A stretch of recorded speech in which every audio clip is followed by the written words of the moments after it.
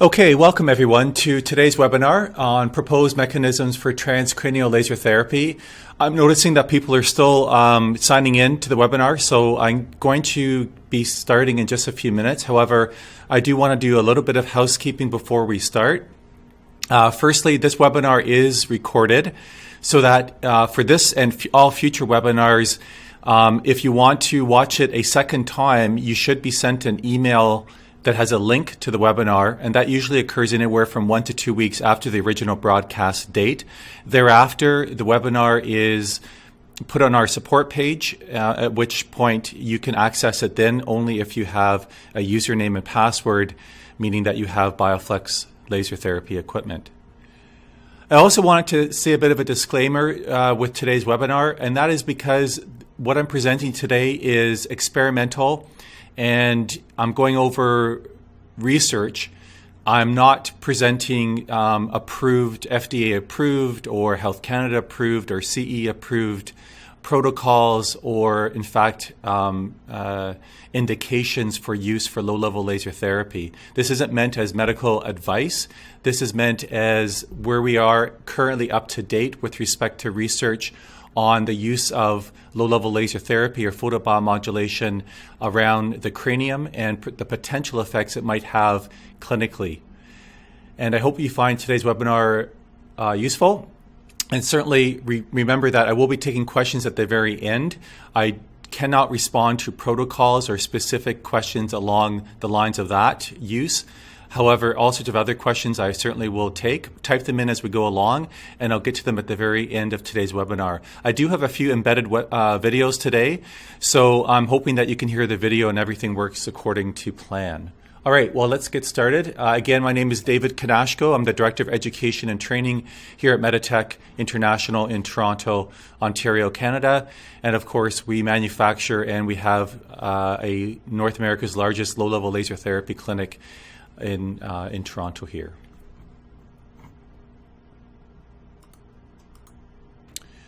Okay, so the goal of today's webinar, as I mentioned, is to talk a bit about what's referred to sometimes as photoneuromodulation or transcranial laser therapy. I'll start off with a definition of the basics of photobiomodulation. Then I'll get into some of the proposed mechanisms of action and effects of laser therapy with respect to the brain. I will present quite a bit of research today. My goal today with the research is for everyone to understand where things are at with respect to this type of technique. And at the end, I'm going to present a bit of a discussion as far as what we know so far, some tips that might be useful if in fact you decide to use the equipment off-label for this type of application. And at the end, of course, I'm going to go over any questions and answers that you may have. Okay, everyone listening in, I'm sure has either heard me speak before or perhaps hopefully you're familiar with the concept of low-level laser therapy, which now is referred to as photobiomodulation therapy in the research. Of course, we know this uses light energy of very specific wavelengths, usually anywhere from 600, 630 nanometers up to 900, perhaps even 1,000 nanometers, but there are better wavelengths in there.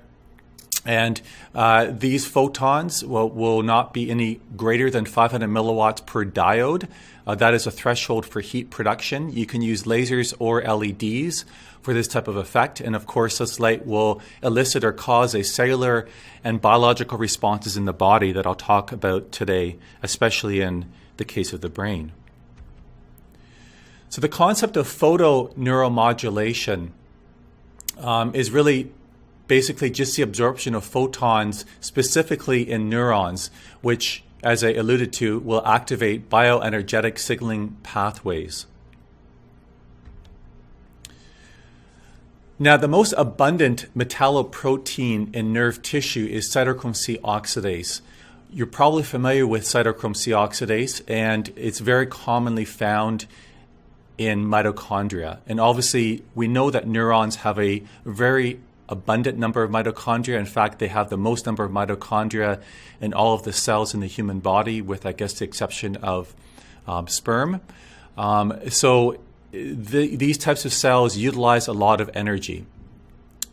And its absorption at very specific wavelengths, we know with cytochrome C oxidase, it's well correlated with enzymatic activity. In other words, certain wavelengths of light increase the activity of this enzyme, ultimately leading to the increase in ATP production. And I think everyone listening, or most people listening, are pretty well aware of that. Before we start, well, we're starting now, but I did want to present Michael Hamlin. He is a professor at Harvard, although I believe he is now retired or semi-retired back to England, the UK. He was involved and is still involved to a high degree on this type of photobiomodulation with respect to transcranial and all sorts of other aspects of photobiomodulation. I want you to listen carefully to what he says about this topic. Studies we published was on what exactly is the best wavelength. So we tried 4 different wavelengths, and we found that 810 was by far the best. And that really is quite interesting because it gives added information to the so-called action spectrum. In other words, what is the biological chromophore that's absorbing these photons. Another study we did was to look at the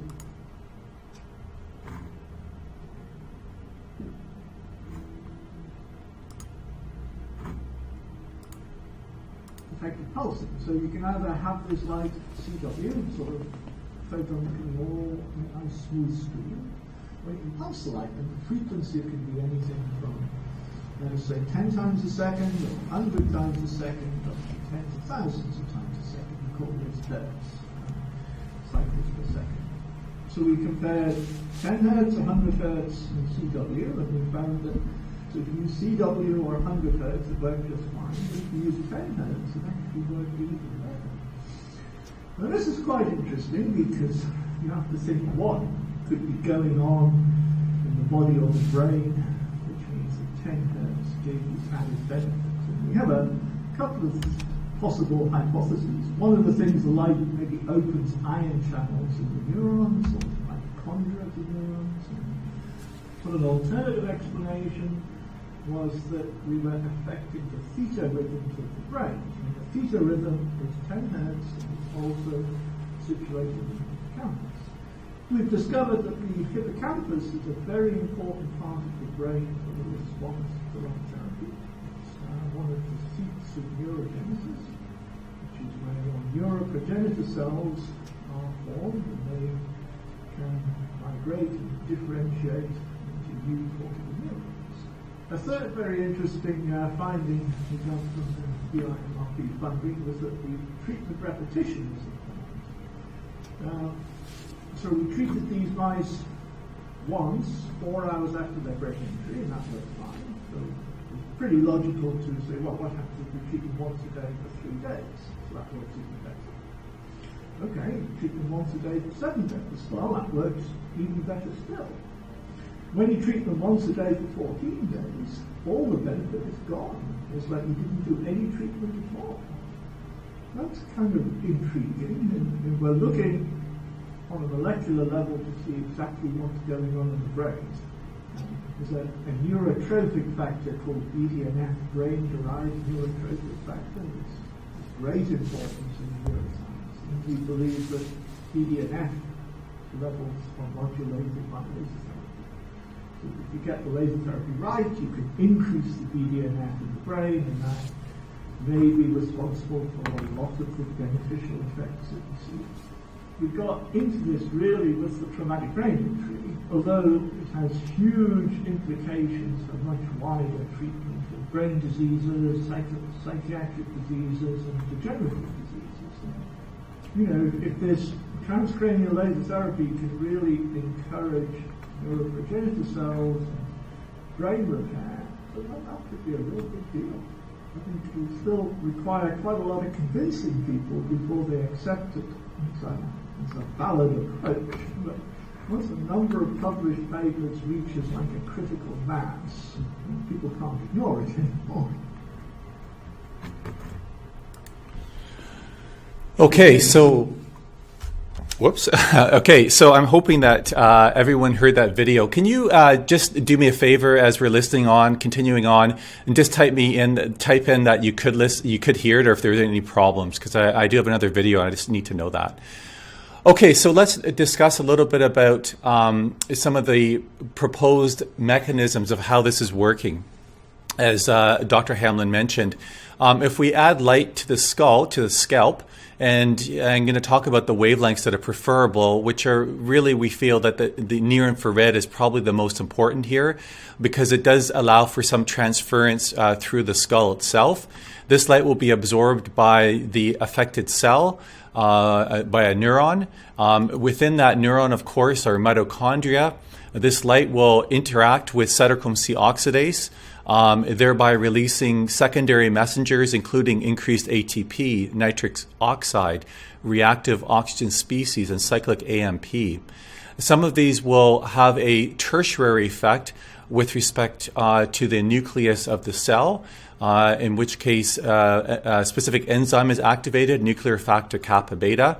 And this causes the cell, the neuron, to start to produce proteins and stress proteins that protect the cell and not only neuroprotect it, but also help that cell repair itself or improve the damage that may have resulted from trauma or other types of conditions. So essentially, that, along with direct absorption by heat or light-gated ion channels, for example, calcium channels, can also have a direct impact on the ability of the flow of ion exchange and improving the efficiency of the cell itself. So these are some of what we would consider to be the basic mechanisms, the direct mechanisms of how this light is interacting with neurons. Now let's take a look at all the potential effects. By the way, all of this work that I'm presenting here is from Michael Hamlin. He has a few review papers, one of which I'll talk about very shortly. So at the very top, we know that light or transcranial light therapy or any form of light therapy with the right wavelengths can produce angiogenesis. So right away, we know that if you improve blood flow, that of course can help the cells in the tissues to repair themselves and to grow properly. We also know that LLOT or photobiomodulation can reduce edema. This has to do with improving lymphatic drainage by causing vasodilation with respect to lymphatics. They've also observed that there's an increased blood flow with respect to treating around the head. Essentially, this is increased cerebral oxygenation, and they believe this would be the result, again, due to vasodilation of capillaries due to the increase in nitric oxide while treating. Other potential effects of light are increased in neuron progenitor cells. These are essentially stem cells that form new neurons. The increases in the number of synapses. Good research has been shown that there's an improvement or increased synaptogenesis. As Dr. Hamlin mentioned earlier, certain neurotrophins like BDNF are increased, or known to be increased with exposure to light. Many of you have listened into my webinars before and know that there's an anti-inflammatory effect of LLOT. This has to do with immunomodulation of circulating white blood cells in the tissues. We also know that there's an increase in an enzyme called superoxide dismutase, which is an enzyme that is an antioxidant and helps to reduce damaging antioxidants to cells. And we also know that when light is exposed to neurons and to other cells, it decreases the chance of that cell undergoing apoptosis or triggered cellular death. So in other words, you could have a damaged neuron from a concussion, for example, and if you expose it to light, then that cell or those damaged cells could potentially be saved from undergoing apoptosis or cellular death. Exposure to light can also help with a decrease in neuroexcitotoxicity as well, which, to be honest, I'm not quite sure what that is, I have to admit. But so anyway, these are all the potential ways that the light can actually affect transcranially and the cells beneath the skull. So just as a review, we know that photoneuromodulation can stimulate brain ATP production. One example of this is by Lapchak and Topoda in 2010 in one of their papers shown here. We know that it can increase cerebral blood flow from research by Uzumi in 2010 and other research. Again, I'm just presenting right now just some titles for you, just so you can understand that there is research out there on this. We also know that there's fuel, ATP-dependent membrane ion pumps can be improved upon, like as I mentioned, calcium and even sodium-potassium pumps. And this can lead to greater membrane stability and resistance to depolarization in the neuron. So essentially, you're going to improve the ability of neurons to connect and communicate with each other. Okay, so I'd like to get on to some very specific topics that I think are really important to understand how this light therapy can be used around the skull. Firstly, we need to understand, can light penetrate the human skull? Well, there's been a fair amount of research on this topic. This particular paper by Hausinger and other authors, they estimated that the mean penetration depth, which was about 5% remaining intensity of near-infrared light through the scalp, and the skull was approximately 23.6 millimeters plus or minus 0.7. So basically what that means is that they were able to detect near-infrared light that penetrated directly through the scalp and the skull all the way up to a depth of about 2 centimeters, which you think about, that's quite a depth, but only 5% of the light that was exposed to the scalp itself made it through into that tissue. So yes, light can get through, but you're going to be losing a lot of that light. So again, dosaging is something that we still have to try to sort out. Another paper by Yagdeo, they used human cadaver heads with intact soft tissue, and they tried to measure, in this case, 830 nanometers light. This happens to be the light that we use here with our BioFlex equipment. And they found that the penetration depended on the anatomical region of the skull, which makes a lot of sense because the thickness of the skull varies in different regions. So, for example, they found 0.9% transmission at the temporal region, 2.1% at the frontal region, 11.7% at the occipital region. So depending where you're treating on the skull, and in fact, male versus female, you can imagine there might be differences as to how much light can get through, which again which would make you think you need to change dosages depending on the area of the skull that you're treating. Of note, red light hardly penetrated the skull at all, and of course that makes sense because red light has a very poor absorption pattern in human tissue or mammalian tissue because it's highly absorbed by blood. So looking at the results, comparing 830 nanometers to 630 nanometers, you can see the results here. Clearly, the near-infrared on the parietal and the frontal, both left and right parietal, was greatly more absorbed versus in red, the red light, which had a lot less absorption pattern.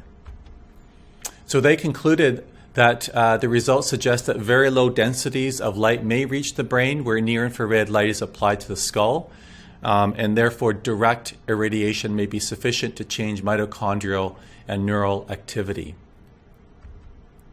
Another paper by Tedford and other authors, again, they used human cadaver heads to compare penetration of different wavelengths, including red, 808 near-infrared, and a little bit farther near-infrared, 940 nanometers. They found that of these wavelengths, 808 was the best at reaching certain depths, and they actually found that it reached up to 40 to 50 millimeters with respect to the depth.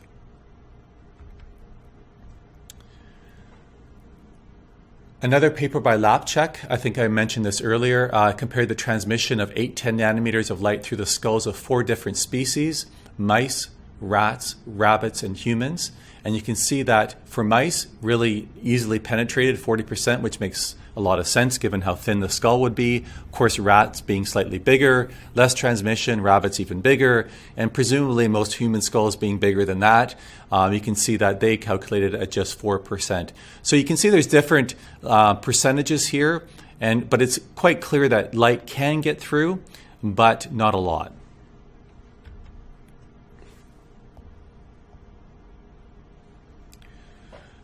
So when we're having discussion about this type of treatment, we also need to understand that there's not only direct effects of light, there's also potentially systemic effects. So it's very likely that some of the beneficial effects of photobiomodulation around the brain cannot be entirely explained just strictly by the penetration of the photons through the scalp and the skull into the brain itself. We here at BioFlex and Meditech, we use red along with near-infrared. Red is a very powerful photobiomodulator. Although it's not easily absorbed or transmitted, it has a very powerful systemic effect. There have been some studies that have explicitly addressed this issue with respect to systemic effects. So let's talk about that. This particular study looked at a Parkinson's disease in mice models. The author and his colleagues compared delivering light to the mouse head, and they also covered up the head with aluminum foil so that they delivered light to the remainder of the mouse body. So in fact, the head did not get exposed, only the body got exposed. So that would be more of an indirect or systemic effect. And they found that there was a highly beneficial effect on the neurocognitive behavior with irradiation in these treated mice. But nevertheless, there was also a statistically significant, although not as pronounced, effect. They refer to it as an abscopal effect when the head was shielded from the light. So just so I can explain, even though they were just treating the body of the mouse, that mouse still benefited from that light away from the head. So the head itself did not receive any radiation, yet that mouse was shown to have improved neurocognitive behavior. Another paper by Yuri Uron out of Israel and co-workers, they've also shown that delivering near-infrared light to the tibia of mice using either surface illumination or fiber optics resulted in the improvement in transgenic mouse model of Alzheimer's disease. The light was delivered weekly for 2 months, starting at 4 months of age, which is when the progressive stage of AD started. They showed improved cognitive capacity and spatial learning as compared to sham-treated. So they proposed the mechanism here was that the light stimulated mesenchymal stem cells in bone marrow to enhance the capacity of these stem cells to infiltrate the brain and perhaps clear out the beta amyloid plaques that we know are potentially the etiology of Alzheimer's disease. So what's really interesting to note here is that calvario bone, so the bone of your skull, the bone marrow contains substantial numbers of stem cells. So if you can get light even partially through the skull and into the bone marrow, and remember that the thickness of the cortical bone in certain spots allows light to penetrate into the bone marrow, then you can in fact have an effect on stem cells, which of course then will be circulated through the brain itself and to help with these different conditions. Again, experimental, again in mice, but hypothetically and understanding these mechanisms will help us move forward. Another video, so I'm going to just double check to make sure that everyone could hear my video, the first one. So let me just, the audio, let me just see here. Sorry folks, I'm just making sure. So I do hear that they could hear it, but about a third was garbled. Well, let's give it another shot. This one isn't as long, so I'm hoping that it will work a little bit better this time. All right. Light therapy or biomodulation is the use of visible near-infrared light to cause healing and stimulation. Near-infrared light can go quite deep in the body. So if you shine onto your head, it goes through your scalp, through your skull, and quite a lot of it actually gets into your brain.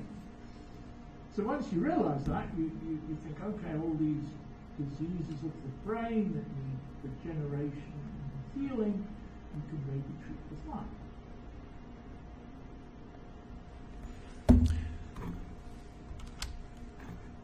Right, okay, so this is the paper I was referring to with respect to Michael Hamlin. It's a kind of a review of different brain disorders that might be able to be treated with photobiomodulation, including traumatic disorders like acute stroke, chronic stroke,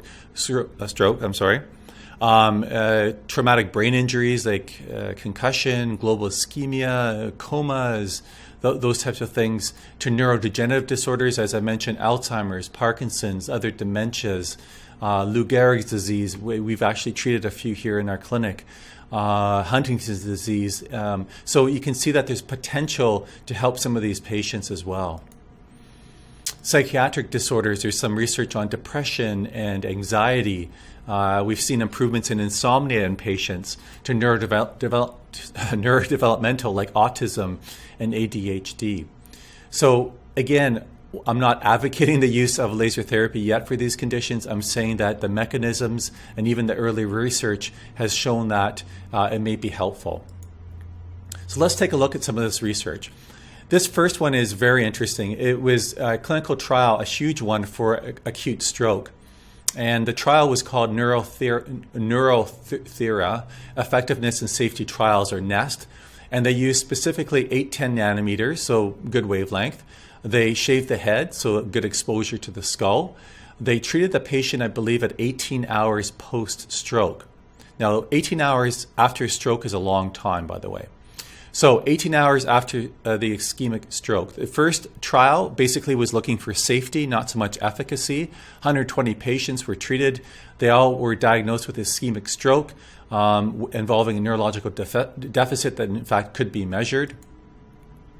And the outcomes was they found actually significantly improved outcomes in these patients when it was applied at about 18 hours post-stroke. And they used 20 points on the EEG system, so 10 points of the, 20 points in that EEG system, regardless of the type of stroke. So the significantly greater improvement was still present at 90 days post-stroke. So that was really interesting.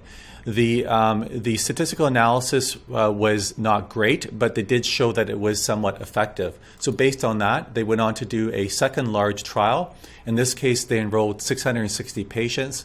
I wonder if they did that because that was a great red wavelength of nanometers, but probably not. So again, they seemed to find beneficial results. Statistically relevant, it seemed. However, what they did notice was severe stroke patients did not receive any benefit. So based on these results, they suggested that the overall severity of individual stroke should be taken into consideration for future studies.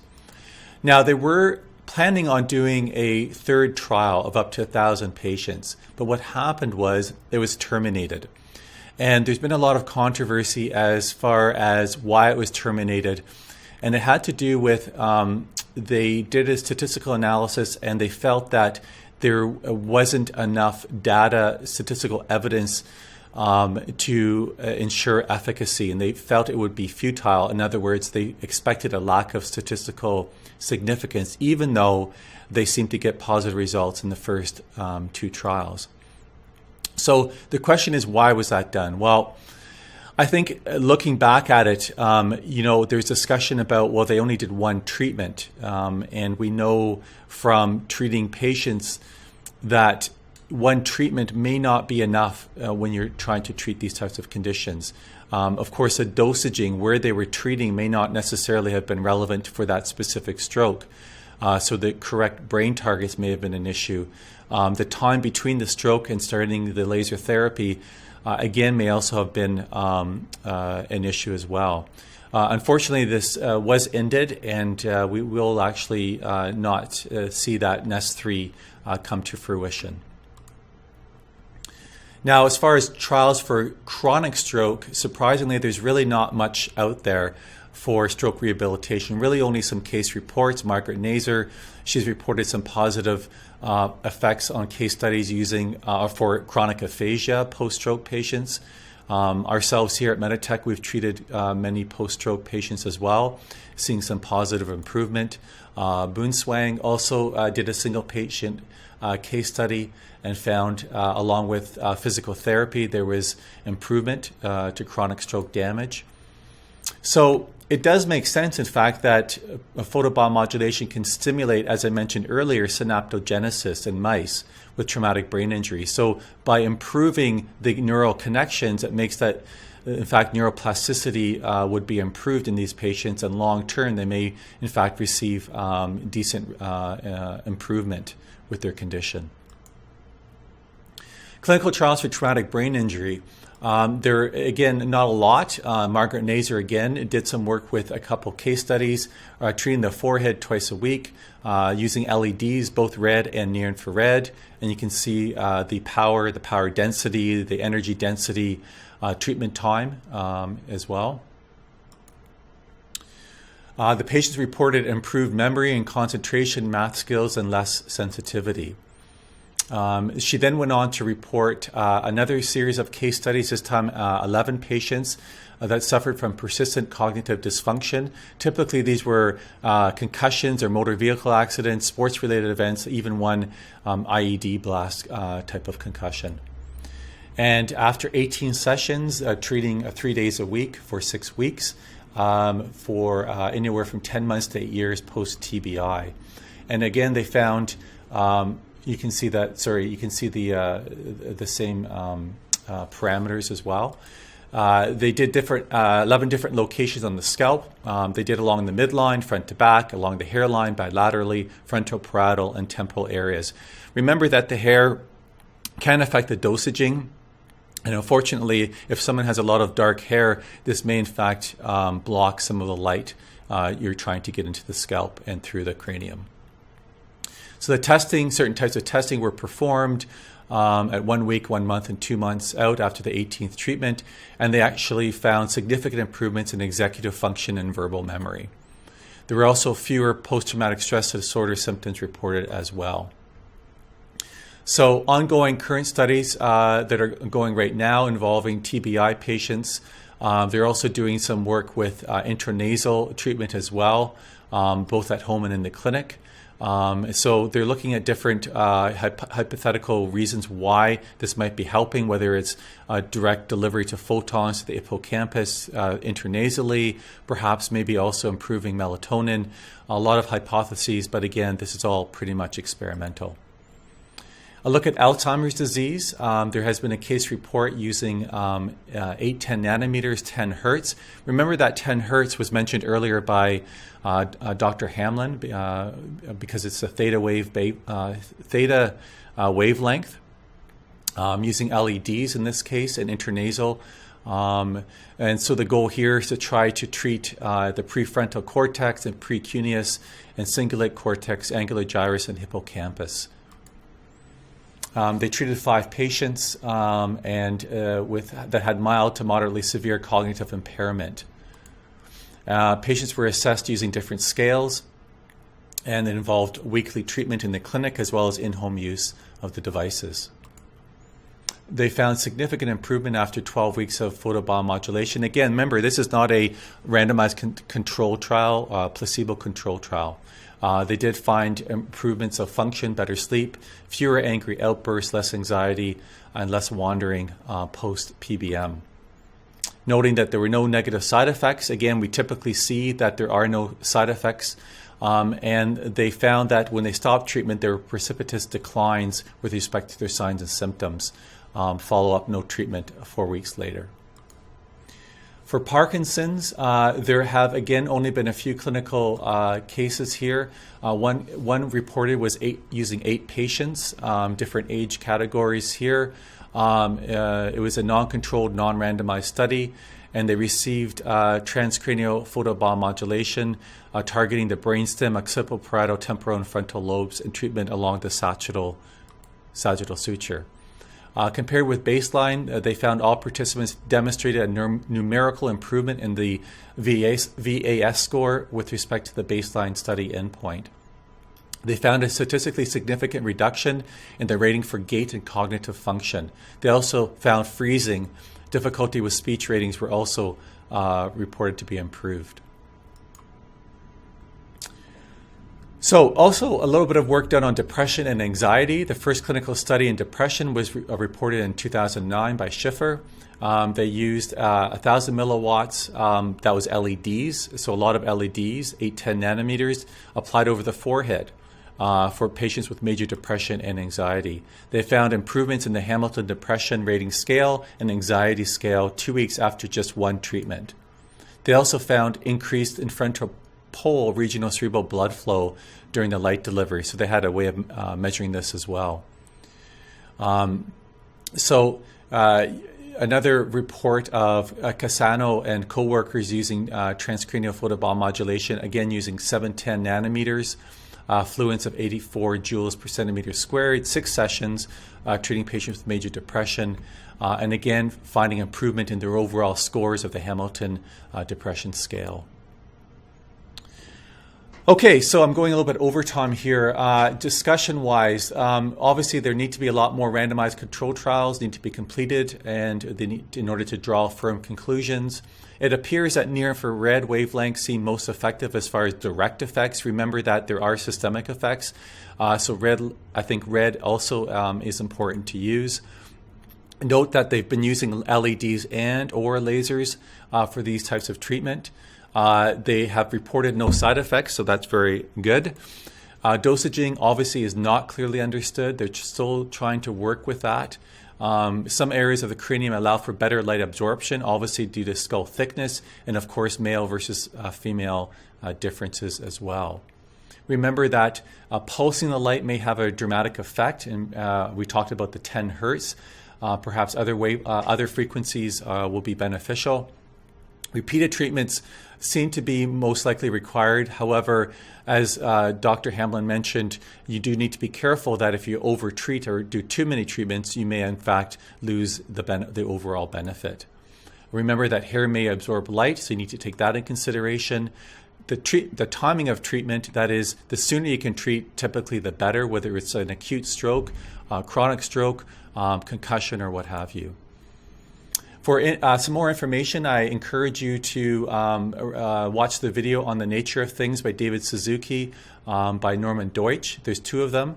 One of them talks about neuroplasticity using light therapy. I also encourage you to read Norman Deutsch's books, especially The Brain's Way of Healing, that talks a bit more about different techniques of neuroplasticity, including photobiomodulation.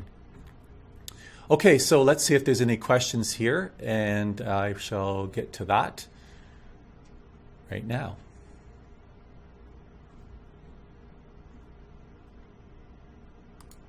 All right, so let's see here. Other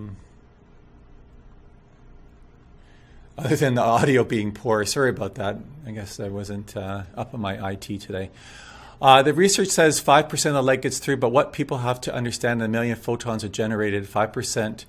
That is quite a lot. Yes, in fact, 5% is good, it goes to show you that you can get direct effects through the skull. So, in fact, yes, even 3, 4, 5% will give you some results for this type of treatment. What would be a good protocol for neurogenesis, neuroplasticity? Again, I'm not going to talk about protocols. Has Meditech seen any improvements in individuals with multiple sclerosis? In fact, yes, we have treated quite a few, like I don't know, a lot of patients with MS. And we've seen really good results with that. We tend to focus the light on the spinal cord itself. We know that light on nerves improves the myelin production. So we feel that it can be helpful to either slow the progression down of MS or certainly improve the symptoms of MS. With respect to 40 hertz or 10 hertz, I think I would start with 10 hertz. Again, 40 hertz has also been talked about, and I think that may also be a potentially good frequency. Do you have any experience as far as prescription in your clinic? I'm not sure what that means. Any studies on PTSD? I think there is a study, but I'm not sure. I'd have to get back to you, Allison, on that. You can email me, by the way, if you'd like more information on that. Hi, Cameron. Cameron Campbell, a osteopath who actually I taught way back in the day at Massage College. Do we target a specific lobe of the brain depending on what we find during our neuro exam? I think that's what we're getting at from this data, is that if you can understand what's going on in the brain, it makes more sense to me to target that area as opposed to globally targeting the brain itself. Bibliography, good point. I do not have a bibliography, but I will actually make that available. So when we send out the email, I'll include a bibliography for today's session. What is a protocol for memory improvement? Man, I wish I had a protocol for memory improvement. I could use a lot of that currently for myself, but I do not have that. What is the difference between transcranial magnetic therapy and light laser therapy? Okay, so that's a great question. Magnetic therapy, or PEMF, pulsed electromagnetic, is very interesting. There has been quite a lot of talk about PEMF. The research is lacking, unfortunately. A lot of it is in Russian. It's very popular in Russia. I believe that there is probably some form of, a benefit for it, but the mechanism, as far as how it works, has not been elucidated. So I have no idea how it works. There has been a huge amount of research on low-level laser therapy and how it works, so I can only speak to that. So at the Masters event in Vancouver, Dr. Rob Sklarek said sorry, let's get back here. Where am I here? Oh boy, where did I go here? Applied laser to the C-spine for a stroke patient with good results. Any suggestions on where the laser should be applied? Hi, Dr. Kim and Pierre, if you're listening in. I would happily maybe go over that personally, but not on this broadcast. Would it be possible to email or post this webinar online for future reference? All my webinars are posted online on our support page. You just need to have BioFlex laser equipment to view them. And any studies on Lewy body dementia? No, not that I'm aware of, George. Can we take part in a study on juvenile rheumatoid arthritis? We don't do, unfortunately, we're a private clinic and we don't do studies. If you're interested in being part of studies, there are some websites that sort of talk about the studies that they're doing and how to be part of that. I don't have that website handy though, but I'm sure you can find it online. Okay, I'm getting a lot of questions about placements for different conditions, and as I mentioned, I can't go over that. Contraindications for children, not that we're aware of, so no contraindications for children, Cameron. Cameron, you're asking a lot of questions. Good questions. Email me about those. Any major difference between the professional system and home system? Krista, so if you have any questions as far as our equipment goes, that kind of thing, I'm just a dumb clinical guy. I suggest you get in contact with our sales team and they can talk about the differences between the different systems as well. So I think that's about it. Thanks again for listening. I do have a webinar in a month on nerve repair, and hopefully you can join me all then. Take care, everyone. Bye for now.